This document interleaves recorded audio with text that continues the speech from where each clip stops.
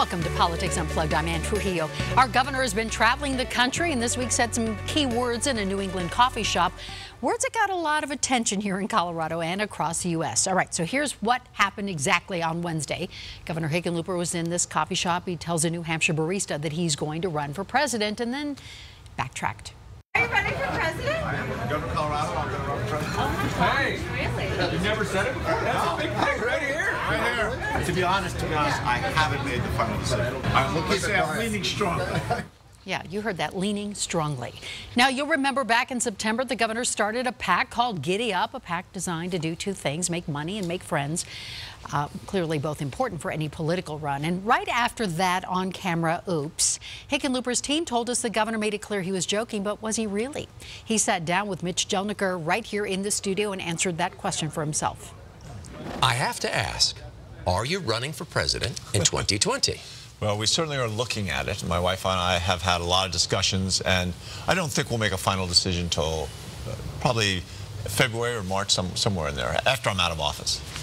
Given today's political climate, who would run for president? Who would want to put themselves through that? You know, that's part of what we're discussing is, can you make a difference? Can anybody do the job? Obviously, I'm not the typical elected official. You know, I'm not the person that you normally see on the East Coast or the West Coast. I'm from Colorado, and I think there are a lot of benefits from that. But even given that I'm a more collaborative, I try to find ways to bring people together. Can anybody do that in Washington now? And that's, I think you can, right? I think as a country, we've got to be optimistic. But it is certainly daunting to look at the mess we have in Washington now. Let's take a look at your job as governor. What would you like your legacy to be? You know, I try, again, we've got 70 days left or 68 days left to in this last 4 years, and we're trying to finish strong. So I try not to worry about it too much, but I am proud that we've gone from 40th in job creation to, you know, U.S. News and World Report, USA Today. They rank us for the last 2 years the #1 economy in America. At the same time, we're the place of innovation around workforce training to make sure we begin getting more kids from Colorado. They're going to get the good jobs. So we've got an apprenticeship program. We're in the 3rd year of piloting where it's not just about electricians and plumbers, but they're actually going and working at a bank or an insurance company, a tech company. We've got working with Microsoft to create something called skillful.com. I mean, these have to go along to make sure that we're not just a kind of flash in the pan. I love the work we've been doing with Colorado the Beautiful, that within 20 years, every kid in Colorado will be within a 10-minute walk of a green space.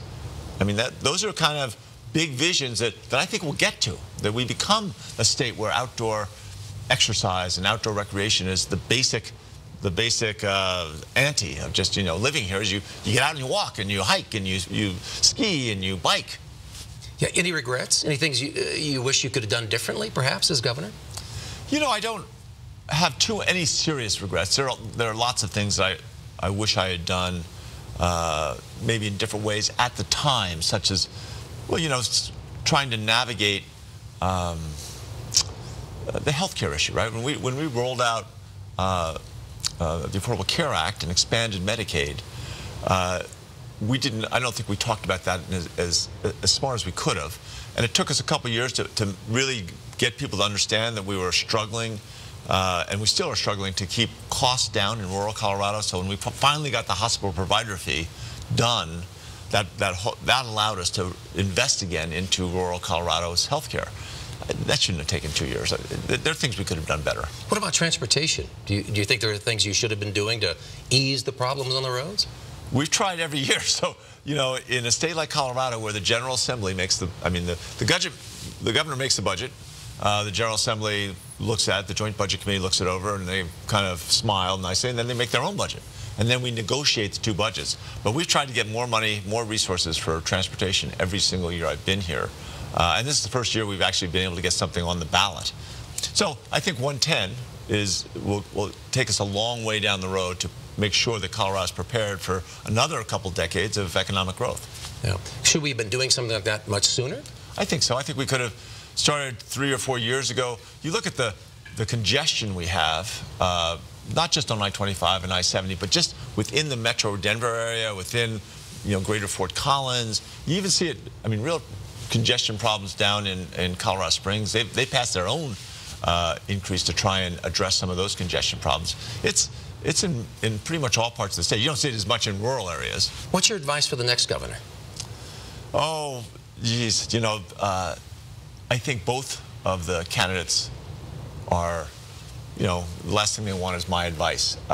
But since you asked, I guess I would say that, you know, don't stop going out and listening to the people, right? Make sure that sometimes we get caught up in one issue or another, and we got a kind of a tunnel vision that we're only going to go in this one direction.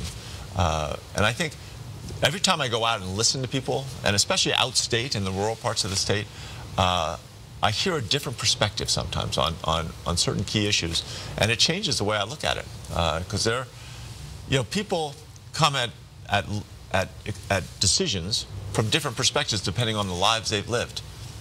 Looking at all those different perspectives is a great way to have a better understanding and get better decisions. How do we solve the political divide in this country and get things done? Listening.